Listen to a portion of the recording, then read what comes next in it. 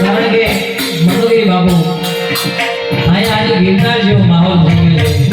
એકવાર આપણી જગ્યાને તાળીઓથી વધાવ હોય. આ શંભુગીરી મહારાજ અને આ માં બેઠી છે એના પ્રતાપથી આ ભજન જળવાઈ રહ્યું છે. બાકી આ કઈ કાળમાં ભજન જળવાય ક્યાં? શ્રી ગુરુદેવ